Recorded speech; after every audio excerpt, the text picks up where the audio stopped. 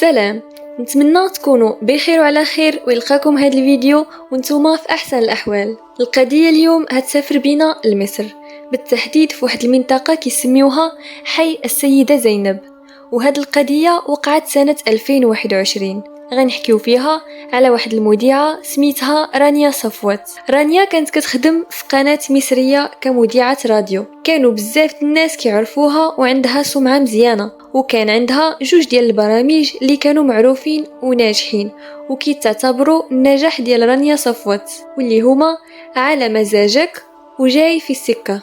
رانيا كانت انسانه ناجحه في هذا الدومين ديال الاذاعه، والقنوات الاذاعيه كانوا كيعتبروها مكسب ليهم وللبرامج ديالهم لقوه الجمهور اللي عندها. الزوج ديالها سميتو عبد الرحمن خليفه. عبد الرحمن كان بلوجر، وحتى هو كان الاسم ديالو منتشر في السوشيال ميديا. وقبل ما ينتشر وباء كورونا، عبد الرحمن دخل في شراكه تجاريه مع واحد الشخص، والفلوس اللي كانوا في هذه الشراكه كانوا مسلفين من عند واحد السيد اخر. فمن بعد ما انتشرت جائحه كورونا، كيف راكم عارفين وباقين عاقلين، الحجر الصحي، الدول كاملين شدوا الحدود والشركات توقفت، ولهذا السبب عبد الرحمن خسر الفلوس بزاف وما بقى عنده لا باش يدير شي مشروع ولا حتى باش يرد السلف اللي عليه. فمول الفلوس يعني الشخص اللي سلف لعبد الرحمن بغى فلوسه، وبقى كل نهار كيعيط ليه وكيقول ليه اعطيني فلوسي، كورونا سالات، رجع لي اللي سلفت لك. هنا عبد الرحمن جه اليأس، لان ما عنده منين يجيب الفلوس، وفي نفس الوقت السيد ما غيصبرش عليه وهو عيام يتهرب منه، فقرر انه يختفي عن الانظار. الزوجه ديالو رانيا كانت عارفه بالحاله اللي كان فيها والمشاكل الماليه اللي كانت عنده، وما خبرات حتى واحد لا على هاد المشاكل ولا على البلاصه ديال الزوج ديالها فين مخبي، وبقاو على هاد الحاله لواحد المده قصيره حتى يشوفوا شي حل. في تاريخ 13 ابريل 2021 واللي كيصادف النهار الاول في رمضان، اتصلت الام درانيا وقالت ليها باللي هي والاب، يعني الام والاب درانيا، جاتهم كورونا، مرادين تصابوا بكورونا. فقالت ليها بغينا نشوفوك، وعرضات عليهم هي والزوج ديالها عبد الرحمن. في عوض يعملوا الحجر الصحي بما انهم مرادين بكورونا، الام بغت تعمل لهم تجمع عائلي.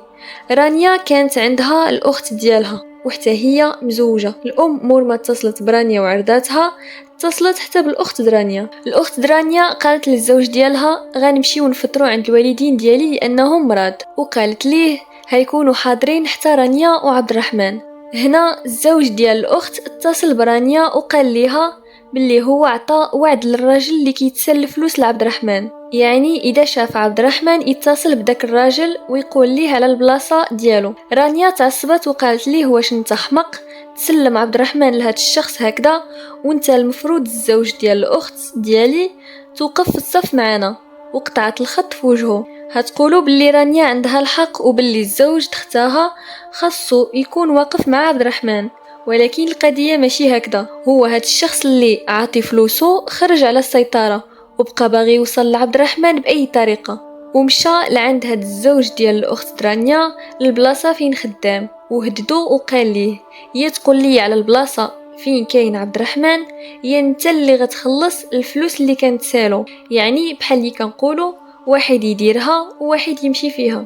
فالزوج ديال الاخت بغى غير يفك راسو من واحد الحاجه اللي ما عنده حتى دخله فيها، وعطاه وعد اذا شاف عبد الرحمن يصوني عليه. رانيا وعبد الرحمن مشاو لعند والديها داك النهار، وفاش وصلوا لقاو الاخت والزوج ديالها وصلوا قبل منهم. وفاش شافت الام ديالها مريضه بزاف، اتصلت بالدكتور باش يجي ويشوفها. الزوج ديال الاخت عند الوعد ديالو اتصل بالسيد وقال ليه عبد الرحمن دابا شويه غيخرج مع الدكتور باش يوصلوا، وغيمشي يتسخر يجيب شي حاجات على حسب الفطور. المهم قال ليه كل شيء، وداكشي اللي كان. رانيا خرجت هي الاولى مع الدكتور وتابعها عبد الرحمن. فاش خرجوا للشارع، رانيا كانت باقا كتخلص الدكتور وودعاته، وهما يدوروا بيهم بعض الاشخاص المجهولين وتهجموا عليهم، ولكن النيه ديالهم كانت هي يخطفوا عبد الرحمن. اما رانيا غير لانها خرجت معه وصافي. رانيا كانت كتحاول تمنعهم وتساعد الزوج ديالها، ولكن والو، خداو عبد الرحمن ودخلوه في التوك توك وسلكوا. بعد هاد الاحداث هذه كامله، رانيا طبعا مباشره هتوجه لعند الزوج الاخت ديالها وبدات كتغوت عليه وكتدفعو وكتبكي وكتقول ليه علاش درتي لي بحال هكذا. جا الزوج الاخت ضربها ودفعها حتى هو. رانيا بغات تشوف شي حاجه تضربو بيها، بداك الغضب اللي فيها شافت واحد الموس كان محطوط فوق الطبله، هزاتو وبدات كتطعن الزوج اختها في رجليه حتى قطعت ليه الشريان الرئيسي اللي كيكون في الفخذ. في البلاصه طاح في الارض ومات. رانيا فاش فتنات براسها جاتها حاله صدمه من المنظر ديالها، كانت كلها مسخه بالدم والموس باقي في يديها وحوايجها مقطعين لانهم كانوا كيدابزوا. فطاحت قدام الجثه وبدات كتبكي. الجيران جمعوا عليهم وكل شي داخل في حاله صدمه، والصدمه الكبيره هي اللي واخداها الاخت درانيا، لان اللي طايح في الارض الزوج ديالها، والفاعل اللي ارتكب هذه الجريمه الاخت ديالها. مباشره اتصلوا بالبوليس وبلغوهم باللي وقع جريمه قتل، وحده قتلت الزوج الاخت ديالها. البوليس حضروا في الحال ولقاو القبض على رانيا وخداو الجثه للطب الشرعي.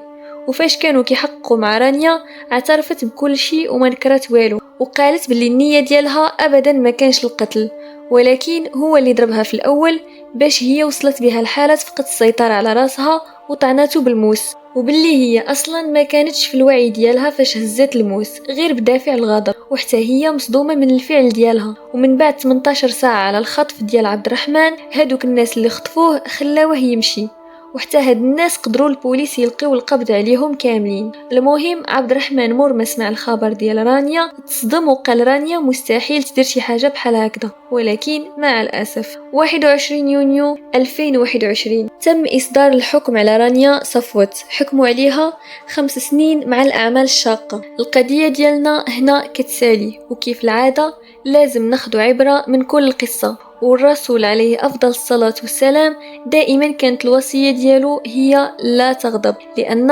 أي حاجة عملتيها وكنتي في واحد الحالة من الغضب كون مأكد باللي غتندم من بعد، إن كان قول أو فعل. وأسهل شخص عند الشيطان هو اللي دغيا دغيا كيحكمو الغضب. وما بقى لي غير نقول لكم تبقاو على خير ونتلقاو في فيديو جديد.